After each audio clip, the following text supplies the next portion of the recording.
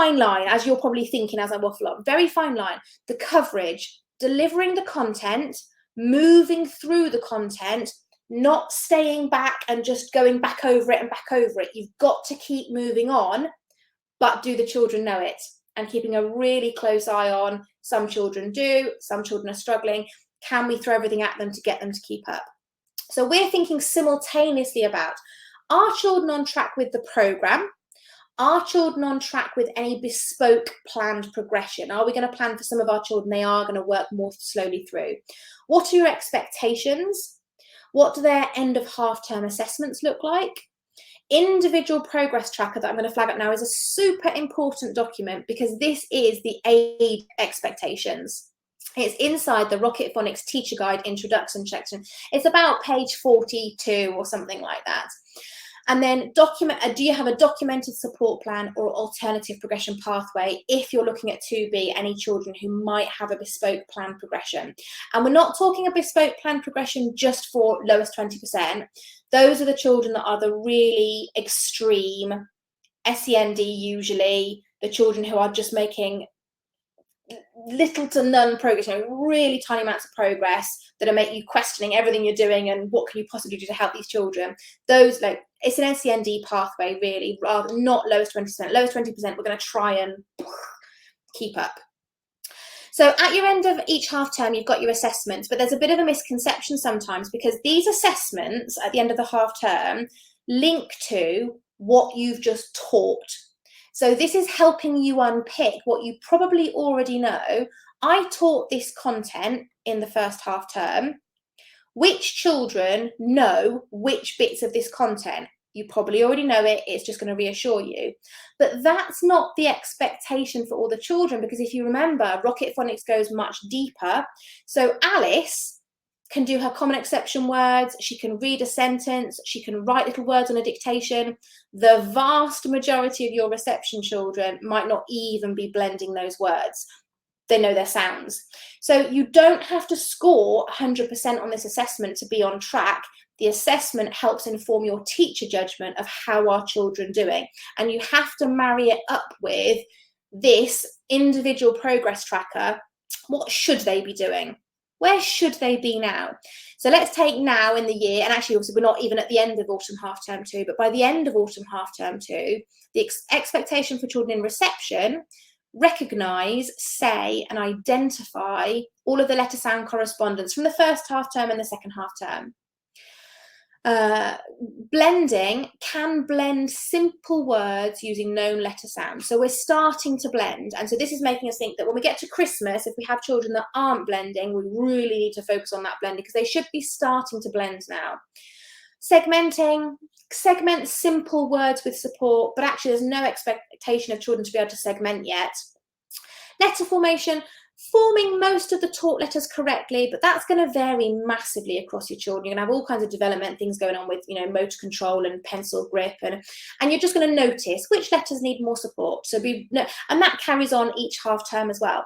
So that's the one that you look to, married up with what do you see in the assessment, what do you know about the child, and what is the expectation. And this is derived from early years framework, national curriculum, experience, all that kind of stuff. So what we would love phonics to look like is that you have, and it's terribly crude and probably un-PC to about higher ability, mid ability, low ability, but quickest, easiest way to explain it. So here we have 3 levels of our children in our class. We teach this content. The purple is the Rocket Phonics content. They all access that content and they all make steady progress and they're moving together. Yes, there's a bit of differentiation, but you can see they are largely moving together.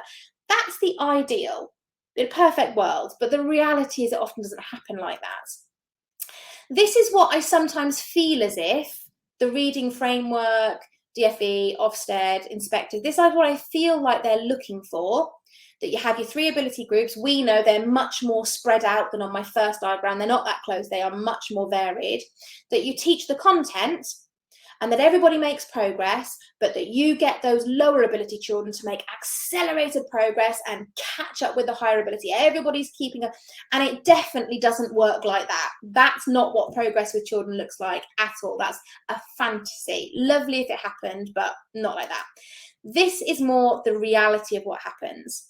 So you have to remember, in Rocket Phonics, you've got your 3 varied abilities that can be widely varied. On the whole, we teach the same content, but they access it at different levels. So they're accessing it as a lower level, a middle level, and a high level. They're all making lovely, smooth progress. And of course, progress sometimes is jolty, not smooth. They're all making progress, but you can still see that the lowers are progressing at their rate on their pathway. It's progression relevant to them. It is, I don't know, possible for some children to make this kind of progress, but usually there's a reason why they're not. So it's more this. This is more the progress that we're looking for. And if we can have this smoothly and continually, happy days. And if we can accelerate some, happy days as well. But I think that's just important to explore sort of what that looks like with the same content and the 3 ability levels and the progress, because we're now going to think about what we're going to do about it. And I apologise, I'm totally going to overrun an hour every single hour webinar that I ever do. I worry that I've not got enough content for you. I'm going to finish at like 35 minutes and be like, sorry guys, that was a bit sparse today. And guaranteed every time I run over. So I'll try and keep it short, but we're going to run over. Apologise if you have to watch it later, if you have to go. What are we doing about it? This is the biggie. We know that children are not all going to keep up all the time. So we're going to think about the logistics of what we teach to whom. So what does that look like, our setup? How are we doing it? Interventions, are they appropriate for our school? What do those interventions look like? And little and often extras. What can we be doing that's just little and quick and easy, quick wins to slip in this extra practice? And we're going to think about these things with vigour, high expectation, ambition, diligence, commitment, and positivity. Because what you have to appreciate and understand of me and the way I'm saying it is, I am practical, I am realistic, I am acknowledging. I work in schools with children who have complicated need, recognised or not recognised. I know that we can't put a rocket up their backside and they're going to suddenly pivot, but that doesn't mean that I'm limiting them, being negative. You know, I am so positive and optimistic and excited for these children. I am so determined that we will get these children there, but I just don't give you fantasies about it. I give you a bit more of a realistic approach about what that looks like, which I think you probably recognise. Anyway, so keep up checklist. There's 2 parts to this keep up checklist. This part is the how do we keep up? What is our first port of call? This is our basic. This is what we do. And then the second part is the adding on the extras. So the mainstream pace. If you're using Rocket Phonics, you'll be following 2 letter sounds per week. So we are already reducing the pressure of the amount of phonics that we have to get through by saying, actually, mathematically, we can just do 2 a week. So that makes it more opportunity for our teachers and our children to be able to keep up with that through the week. That consistent routine. We have consolidation time we can do on a Friday. Sometimes there are some consolidation teaching weeks in the programme. Sometimes there's 6 weeks of content, but you might have a 7-week or a 7.5-week term, so you can do a little bit more there. There's less content for children to learn each half term, which really does facilitate conversations around why children are not keeping up and really helps us to get to the nitty-gritty of it. We can't say they didn't keep up because I had so much to get through. That's why they definitely didn't keep up. We had less to get through, so look at why they didn't keep up. Staff training, as an absolute, basic, but also gold standard. Teachers and teaching assistants understand the idea of the pace and the progression. So they understand this idea of that we move through phonics each half term, and that there's a connection between year groups. So things will be revisited, each time. And if you know that things are going to be revisited, then it gives you a little bit of scope to think about, well, those children didn't really embed that the first time round. Do I spend longer doing that now, or do they revisit it in the future? They're going to revisit in the future several times over. So you want children to embed it, but that's not how learning works sometimes. It takes many visits to embed something. Okay, but teachers understand about that. Pupil practice booklets. The pupil practice booklets in Rocket Phonics contain depth of content, which means that they meet the need of learners accessing them at different levels, because on the same page, Alice does all of it, Billy does half of it, and Mabel does one tiny bit of it, and that's what was appropriate for those children at that point in time. It then also means that those same pupil practice booklets can be revisited over periods of time. Now, they might be revisited in a short period of time, your daily catch up. The children that do less, you might be able to have another little quick session in the afternoon where they do a bit more, or you go back over it. So you can revisit it then, or you can revisit that deeper content way later. You might have some children, a small group of children, who work through pupil practice booklet 1, and they only ever do part of the page because they don't have the ability to go down to sentence level. So they progress across the top at word level and at code level, the letter sounds. And when you get to the end of that booklet, you've got some decisions to make about their capacity for moving forwards. Do we keep going forwards? Keep going forwards and keep focusing on the code and keep focusing on the word level and not going down to, sentence level? Or you might have children that go, actually, this child's needs, there is no point in moving further forwards. What we really need to do now is go back and do this booklet again, but this time round, they work at the sentence level stuff because now they're developing the skills. So they might not know loads of code, but they can do lots with it, versus children who might know less code. No, yes, code, do more with it, more code, do less with it. You know what I mean. It's just different ways of sort of accessing the booklet. But those booklets, actually, the fact that they provide all of these different levels of content isn't because you have to laboriously push all children through all of that content. Not at all. That content exists. So you basically cherry pick. You basically pick the activities that are right for them right now, and then revisit later that day, later that week, later that term, in another year group, go back and do it later on. It's that flexibility. And then having those half-termly assessments, the teacher judgments of what children can and cannot do are backed up by those in-depth assessments that the children might not score 100% on because that's not what's age appropriate. It is informative of exactly what they can and can't do at any point.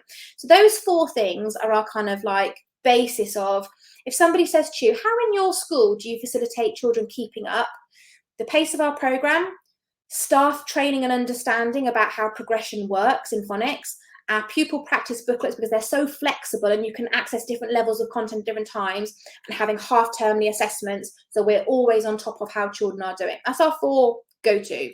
But then what else can we do? What can we try? You might try extra sessions. So you might be able to have an intervention session or an afternoon whole class lesson. If your school can logistically do it, great. You saw in the reading framework, that's advised that that's a really good idea.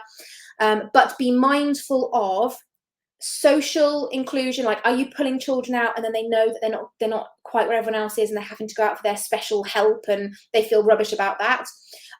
Is it really effective, the kind of content of that intervention, or is it a bit fluffy and then you're not seeing the gains? The content of that session has to be absolutely flashcard work, practicing reading or practicing writing or practicing letter formation, really quite targeted, and shouldn't be too, we're playing a game because they need to consolidate it, but by the time they all took a turn, they actually only read 1 word. So think about the effectiveness. So it could be extra sessions. Flashcards are absolutely brilliant and so simple and so genius. Multiple sets everywhere, by the door, by your chair, around your neck, in your pocket, and frequent opportunities. If your children are not picking up their phonics code, I would want to know that you're doing flashcards at register. You're doing flashcards when they come in from playtime. You're doing flashcards when they do one-to-one reading. You're doing flashcards when they line up for lunch. You're putting a set of flashcards that you've made for them, a little mini set, in their book bags in the hope that parents will help or they do them themselves. And when it's home time, we're going out the door, flashcards. Even if it's have the pack of flashcards, each child that goes out says 1 flashcard. It's those multiple opportunities to say their sounds is what will get those sounds into their head. So multiple opportunities. 5-minute intervention. This is like an extra session, but it's much more, quick, literally pulling them out like you would a one-to-one reader. Be really time efficient. Don't pull out for a 5-minute intervention and read 3 words. Pull out for a 5-minute intervention, and if they can't read, you model 5 words, and then you get them to help you do together 3 words. It's that, how many can we pack into that little time? Is it worth the disruption?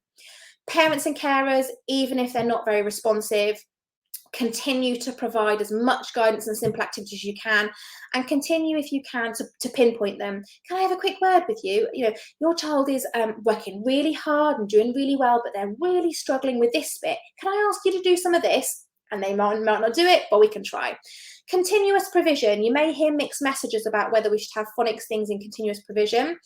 The sort of controversy behind that was you shouldn't have things in continuous provision for phonics and expect that that is your first quality teaching. You have things in continuous provision for phonics that are extra opportunities. It's above and beyond. It sits on top of your phonics lesson. But definitely little activities, packs of flashcards so they can play teacher, a pointy stick to your display so they can point at the display and test each other, a little poster on the wall where they can read some words, a little matching game or a card game, some little worksheets that you've printed off because they sometimes like being teachers sort of filling those in, online games, popping them on a device and letting them play on the whiteboard. So definitely things in continuous provision because it's little and extra. I can blend word lists. If you're not aware, in Rocket Phonics, there's a resource called I Can Blend Word Lists. If they're not quite blending or they're weak at blending, have those strips of words tucked inside their book, like a bookmark, or in their book bag, or in the class for them to play with and access themselves. Daily priority readers. I think I might have mentioned this earlier when we're thinking about those, you know, what are we putting in place for our vulnerables? That actually, for me as a kind of observer, and I think that you would find it helpful in school, every class has an accessible class list. You might have like a reading folder that someone like you can walk in the class, pick up the reading folder, open the reading folder. There's the class list, and there's dates across the top, and there's starring or color coding or symbols to show me pupil premium, PP, SEN, star, like vulnerable, children who just don't read at home. And you're showing, you might tick off when they've read at home, and then you might put something like in school or a different symbol to show they've read in school, because somebody like me likes to come in and say, oh, this child, you haven't heard them read in school, why is that? And then you would say, because actually they get heard read at home every single night. And then I would say, but it's still really important to hear them read at school occasionally. So what's your commitment? Will you hear them once every fortnight? And what's your commitment for these children because they don't read at home? Oh, we hear those children every single day, twice a week, 3 times a week. And then Ofsted, I have experience of Ofsted saying, and this child I know is absent an awful lot from the school. So look at this child with all their gaps because they're absent, so you can't hear them read. How do you make up for that? The minute they're back in, as soon as they're in, on a day that they're in, they read. They are the priority for that day to read as much as we possibly can. So it's being able to communicate the good things that you do. So a list of priority readers.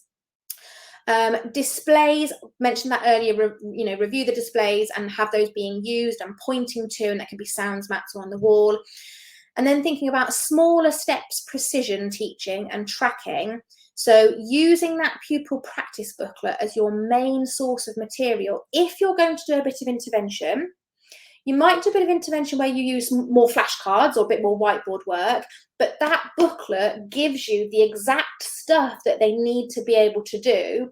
So that's kind of like your starting point. Even if you, for the segmenting, change the words, or for the blend, or for a dictation, change the words, or for the blend, it still gives you these are the kinds of things that you would be doing. So you might as well use that and use that to precision teach, and it helps you track their progress as well. So that is an extra list of things that I would say to you. If you said to me, we're really struggling to get our children to keep up, I would say, let's go through this list. Are you doing any of these things? All of these things? What are you trying?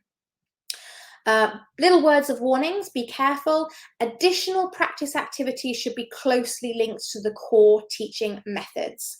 And I think there is reference in the reading framework under SEND children to do with some actually specific examples that you wouldn't start doing something that is too far removed from the core. So you wouldn't start doing Play-Doh shapes for the letter shapes to get them to recognize the shape, even though they might have dexterity needs and they might engage with that.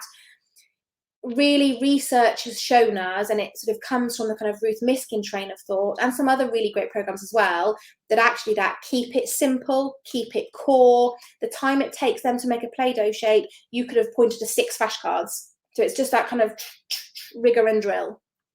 Direct, time effective, focused. It is appropriate to make reasonable adaptations to resources, things like removing the pictures, having photographs, because you want to talk about some vocabulary and the sounds in the words, or segmented or spelling a word, look at the pictures. So you can make adaptations, but just be careful not to limit or cap children's exposure. So by dumbing down a resource in order to support, you might have limited them from seeing or doing more. So a couple of little examples here of logistics. What might phonics teaching look like with Rocket Phonics in different classes with different needs? And partly this is the reason that in Rocket Phonics we don't stipulate you must do it this way, because schools are so different, cohorts are so different. But we have schools who do all of these things. School A, the whole class has the input on track. Same input for everybody, on track, where you should be according to your progression map. When children go and do their phonics pupil practice booklet, it's the one that matches the input. So Big Book 2, pupil practice booklet 2. The practice matches the input.